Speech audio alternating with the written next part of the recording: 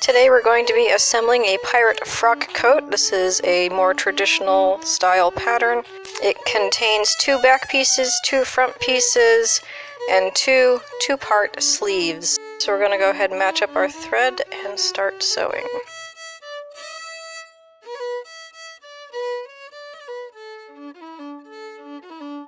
After much trial and error and blood, sweat, and tears, I've learned to go ahead and do all of the inside pleat seams first. So we're going to go ahead and pin and press all of them. Unlike the satin we were working with in the last video, the edges of this very nice upholstery canvas match up quite nicely. It stretches in one direction, so I have to be at least a little cognizant of the bias to make sure that one surface isn't stretching too much. Normally I fell all the seams, but since we're using a lining for this particular coat, we're going to just go ahead and baste all the seams together and then press them out. The reason I'm starting with the inside pleat seams is because anything that I would like to do to the seam, either press it or fell it, is facilitated so much easier by not having the overlap of the main body seams, which you'll see later in the video.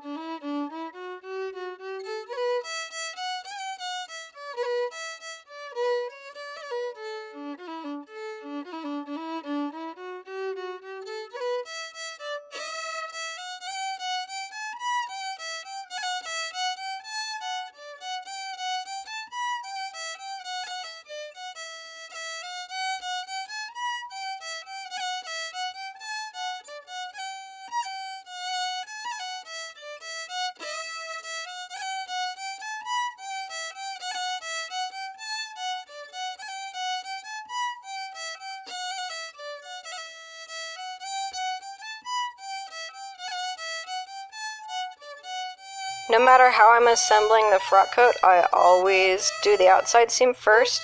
And because again, it's this wonderful canvas fabric, all of our edges match, unlike when we were working with the satin lining. The thing about the traditional frock coat sleeve is that it's curved, because it's meant to accommodate a bent elbow as opposed to a straight one like our modern sleeves. Having the sleeve completely closed with seams done on both sides makes it incredibly difficult to press or fell. So doing the longer side first makes doing any pressing or felling so much less time consuming, because then you only have the smaller side where you have to do a bit of gymnastics.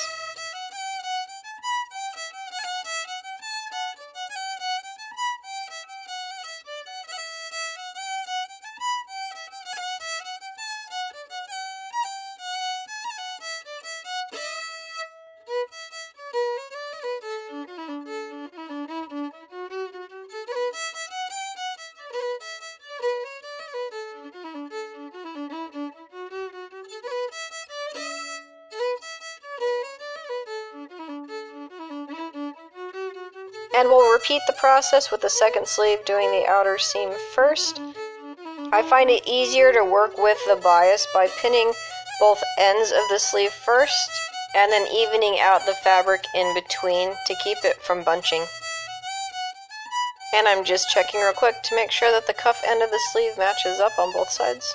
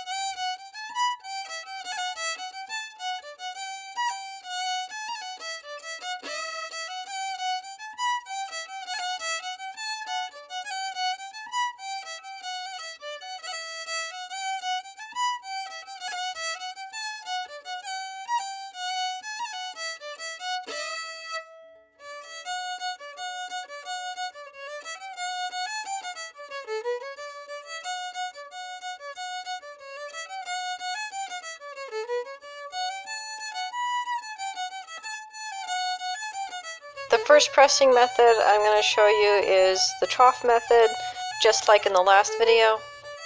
This time though, I don't have to worry about this fabric needing protection from the iron, so we don't have to use a wet towel. It presses very nicely on the cotton steam setting.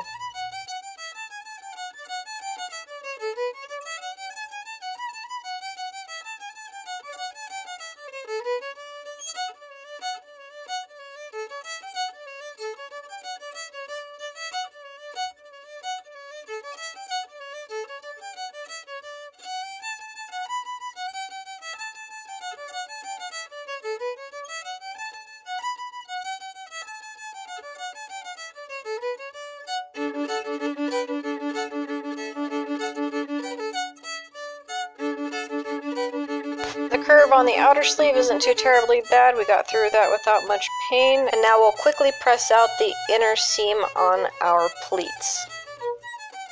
In the last video, we flipped the fabric to the right side and pressed it again. There's a couple reasons why we're not doing it with the main fabric. The method I was using on the satin actually helps build structure into the satin. Since this canvas is already structured, we don't have to worry about that here.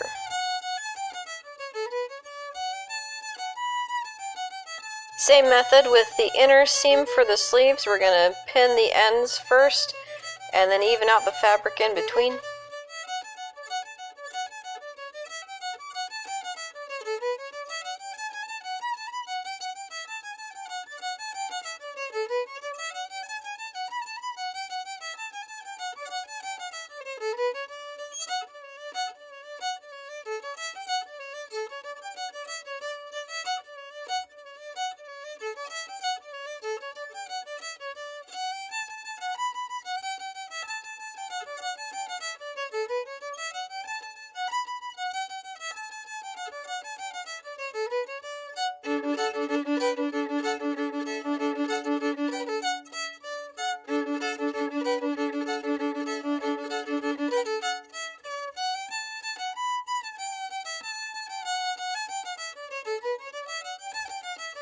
And the way to make curved seams flat is to cut into the seam allowance. And as we did in the previous video, we're going to use the trough method basically by creating a flattened area and gingerly placing the edge of the iron along the seam.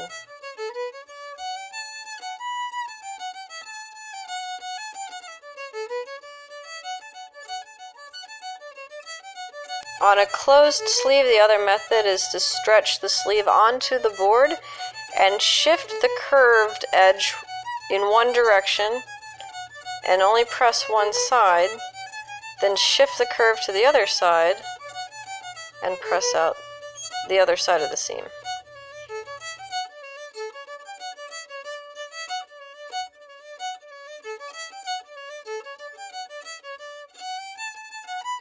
Now we're going to do the two side seams and one back seam along the torso of the frock coat.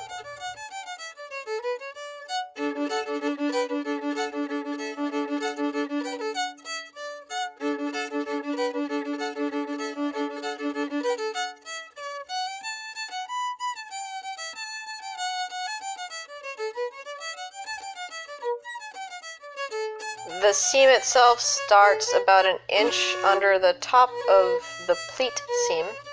Two fingers measure approximately 1 inch.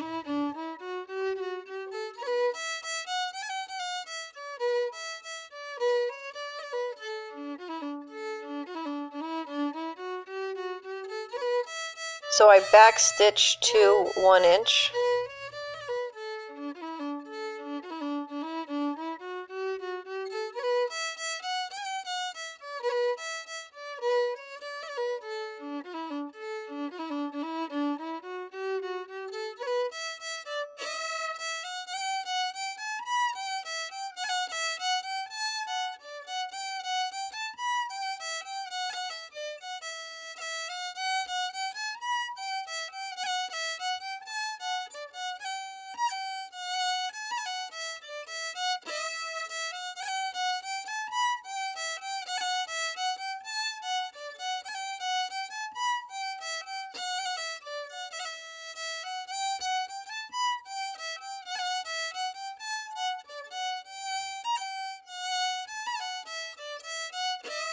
And repeat the same process a third time.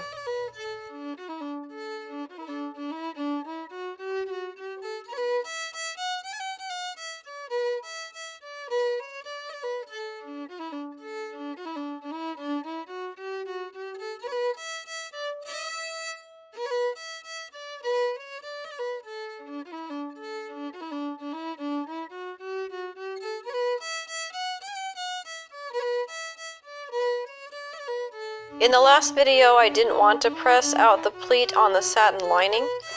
Here we actually want to, because this is the structural outside and this is what we're going to base the press of the lining on.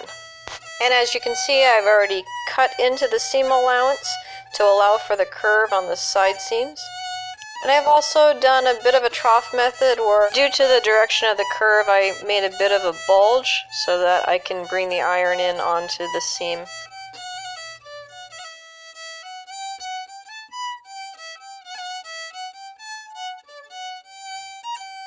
And in the end, we end up with some very nice pleats. You can barely tell they're there when the fabric is just draping, which is exactly what we're looking for.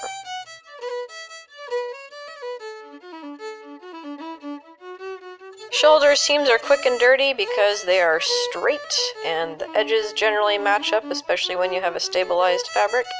So it's just a quick pin, compensate for a little bit of fabric bias, and a really easy press.